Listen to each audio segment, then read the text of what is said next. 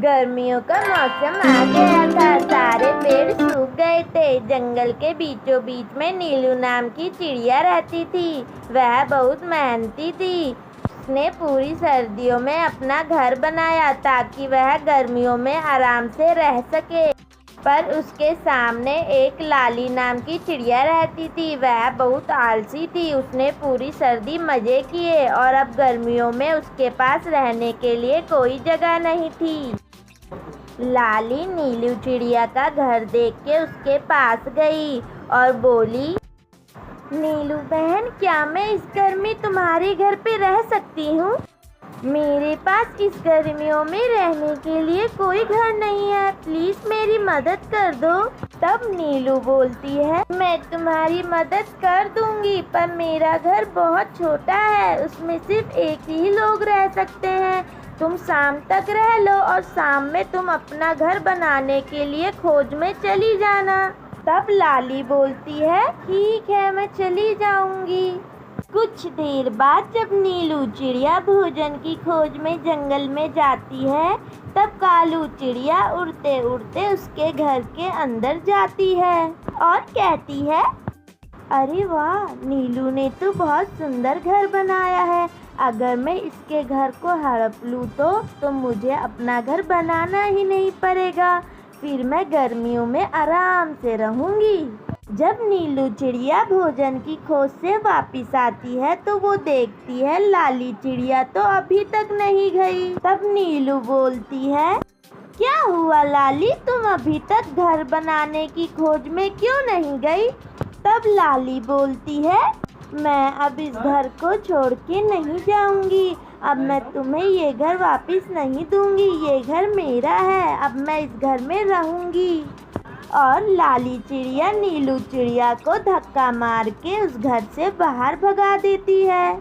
उड़ते उड़ते वो अपने दोस्त तोते के पास जाती है और उससे मदद मांगती है। तब तोता बोलता है, बहन, मेरे घर में इतनी जगह नहीं है कि मैं तुम्हें भी रख सकूं, पर मैं तुम्हारी एक मदद कर सकता हूँ।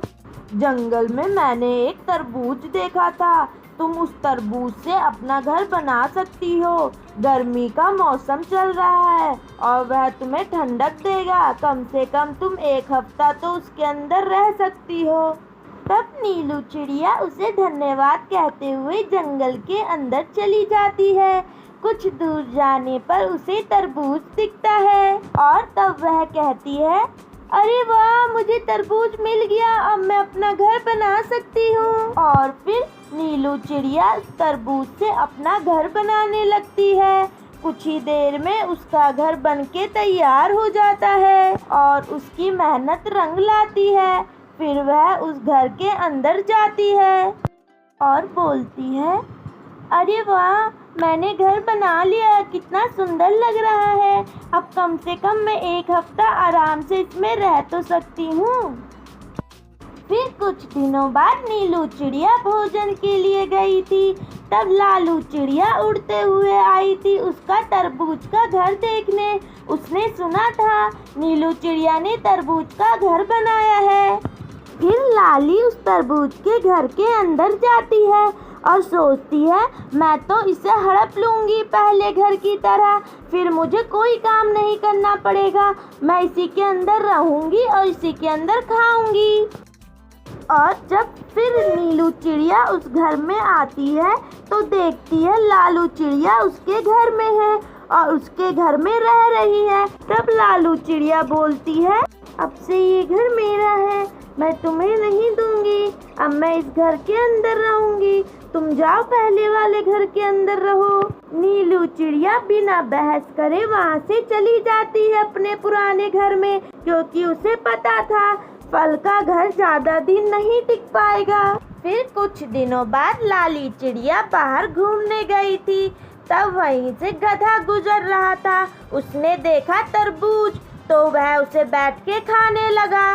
पूरा तरबूज खाने के बाद गधा वहाँ से चला गया। कुछ देर बाद लाली चिड़िया जब वहाँ आती है तो अपने घर को ना देखकर वह फूट फूट कर रोने लगती है। फिर कुछ देर बाद वो अपने आप को संभाल कर नीलू चिड़िया के पुराने घर पे जाती है और वह देखती है नीलू चिड़िया और तोता आपस में बातें कर रहे होते हैं। तब उसे एहसास होता है कि उसने कितनी बड़ी गलती की है और वह फूट फूट कर रोने लगती है। इस कहानी से हमें यह शिक्षा मिलती है कि मेहनत का फल हमें जरूर मिलता है।